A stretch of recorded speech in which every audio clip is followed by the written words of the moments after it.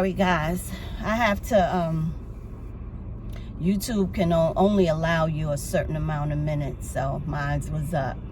But I don't want to keep coming back, but I have a lot to say, and today I'm full and I want to just it all to you, but I know I won't be able to because I gotta do some things. But I had what you call an awakening.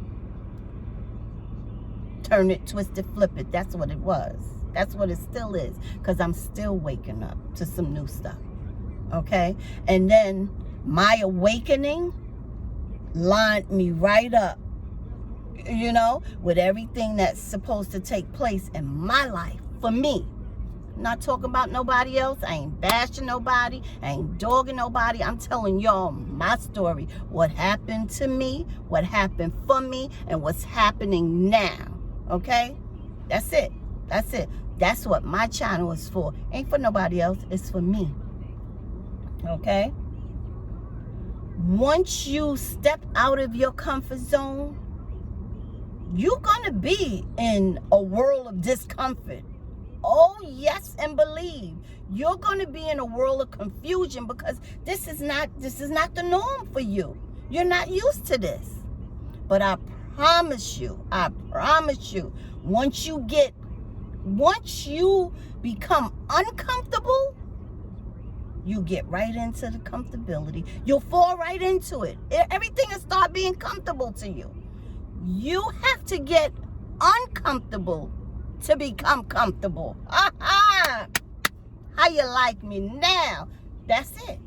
That's the key. You have to become uncomfortable in order to become comfortable. Yeah, true factor. That's what happened to me. I didn't know nobody here. You know who was my girl and still my girl till today? My assistant manager. God bless her soul. She let me hold her car when the orders lift up here. When the governor said, okay, you can go out now. She let me hold her car to go to the supermarket. Right around the corner. I didn't go to Walmart. I went to another one. You know? And everybody knows. It's not what you know, it's who you know. You know? That woman didn't have to, I didn't ask her for a car. I went over to the office and we started chatting, and I'm on my phone, you know, trying to get an Uber, and there were no Ubers. And she walked up and we started talking. She said, here, you drive? I said, yes. She said, take my keys, go. I said, look at God. Everything was just falling into line. Not everything. I was falling into alignment with my, you know what it really is, what it really boils down to is the universe. And I don't know if I'm getting a little too heavy for you guys, a little too strong, but this is where I'm at now, believe it or not. And it took me some years, three years, the 9th to get here. But I'm here and I'm loving it, and this is where I want to stay, and I'm going to stay here. Mind, body, and soul. That's all it is. Mind, body, and soul. But the universe is so deep, so serious that this is where I was supposed to be. Right? Like I said, if y'all heard me loud and clear, me and my husband was supposed to come here. That didn't happen. Your girl came by herself. But I'll tell you about that later. Okay? Oh yeah, came by myself. You hear me saying I had no family, no friends, and yeah, I came by myself. Me, 4 bags, 1 pulley, and a 42-inch screen television, right? But let me tell you this. I came September the 9th. I was here September, October, November, December, January, which is the 5th month. My daughter, her husband, and her kids, her 4 kids, came to visit me, right? We were going to a baby shower out in Columbia, South Carolina. So she said, well, Mom, being that the baby shower is January, whatever, we'll come by you. We'll stay the weekend by you and we'll drive out. I said, ooh, great. Let me back it up, y'all. I got to back it up. I don't know if you've ever had a big holiday dinner by yourself. Now, mind you, Thanksgiving is my favorite holiday. Why? Because I love to cook. That's my holiday. Give me that all day, every day. Christmas, not so much. New Year's, but Thanksgiving, honey, mother goes all out, okay? I cooked me a dinner just like I would in New York for 20 people. I didn't make that much. That didn't make sense, right? I didn't make that much, excuse me. But what I mean by I cooked as much for 20 people, I made little dishes. You know, your mac and cheese, your collard greens, your rice and peas, your cabbage, your this, your that. And I had turkey roll and salmon. When I tell potato salad, I had eggnog. When I tell y'all that dinner hit different that year, what? Baby, that dinner hit different that year. And like I said, I couldn't understand it then. Come on, y'all. I couldn't understand it. But it was this feeling I had that was inside of me, y'all. I was on fire. Good fire though. I was feeling good. I was feeling amazing by myself. I must have ate, let me see, I always cook early, so I had to eat Wednesday, Thursday, and probably Friday, and that was it. But baby, when I tell y'all mother ate lovely, you would have thought, the way my apartment was smelling, you would have thought my family was there already. Okay? All right, so I did Thanksgiving by myself. I did Christmas by myself. I did New Year's by myself.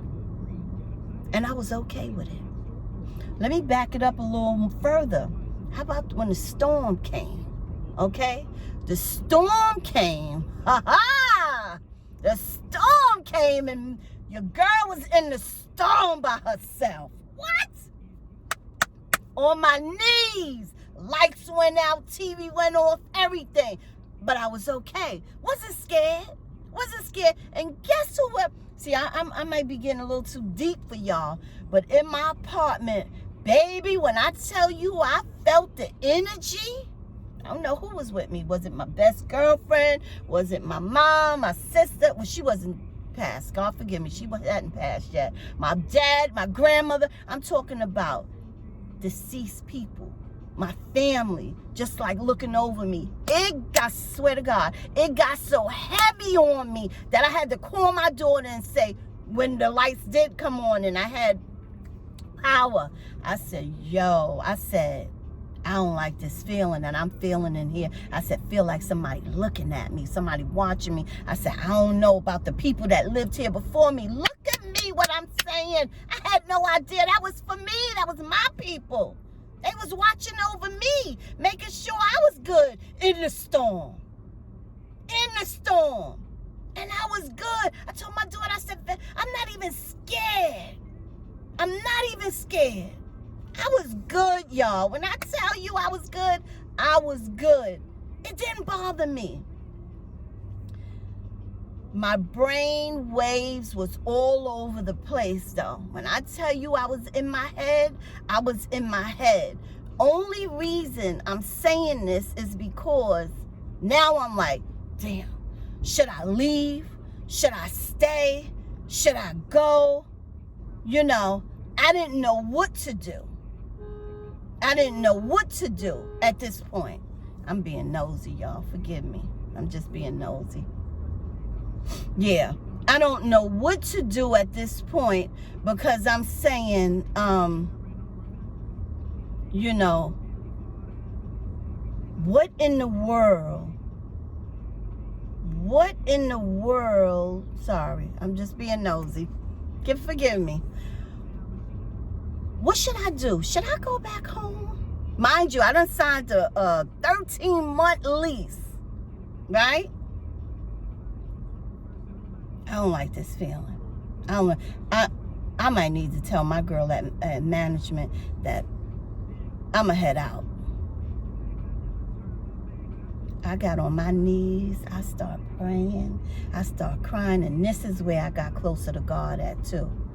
Because I asked him, once he got me through that mild brain stroke, I said, God, if you get me through this, I promise I will get closer to you. And I knew what it was. I knew what I was lacking. I knew what I was lacking. I said, I will get closer to you. I will change my diet. And something else I said, I can't remember. But honey, once he got me through, that's what I did. That's what I did. But long story short, he got me through that too, where I wasn't feeling scared anymore. You know, I wasn't, and let me rephrase that. I wasn't scared. That I was not. I was not. I was just in an uncomfortable situation, uncomfortable place, unfamiliar place. That's all. That's what that was. I have alarm, you know, my apartment, doors, windows, patio, you know, everybody has access to the police department, you know, they call it the sheriff department here. But I was good, y'all. I was good. I was in my head. I was in my head trying to figure out, should I backtrack? Knowing that I really don't want to do that. So I sat still. God said, sit still. I sat still. And I started hearing him. You're doing good, Ben. You're doing good. My daughter started sending me boxes of pots and pans and curtains and towels and more sheets and what? But let me tell you, I might look like I'm gonna have to come back again. So January comes and they come. And we're so excited. I'm excited. They're excited. So I can't wait for them to knock on my door. I done left my apartment and I'm waiting almost at the gate for them, right? I done gave them the gate code and everything, but they ain't come yet. So my daughter said, okay, we coming down. We coming into your complex. I flew out the door. I met him outside over by management. Didn't know. Didn't know my daughter had called management before she came so she could see an apartment, right? 3-bedroom. I have a 1. She has a 3. Didn't know this. So, I meet them.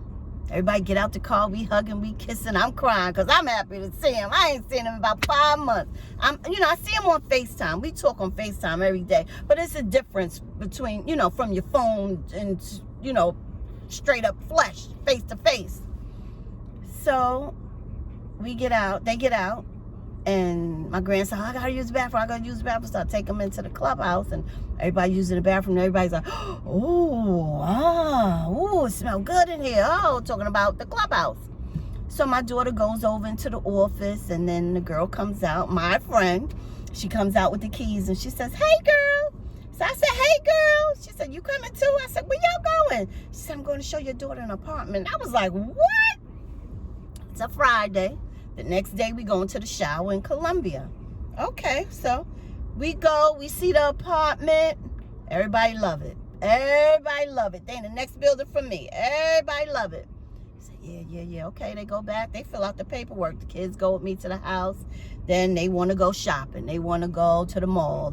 So we doing all of that. And they are in awe. My boys are like, yo. At that time, he was 8. 7 or 8? Anyway. The one before the baby. I'm gonna have to start this over again, y'all. I see the minutes going down.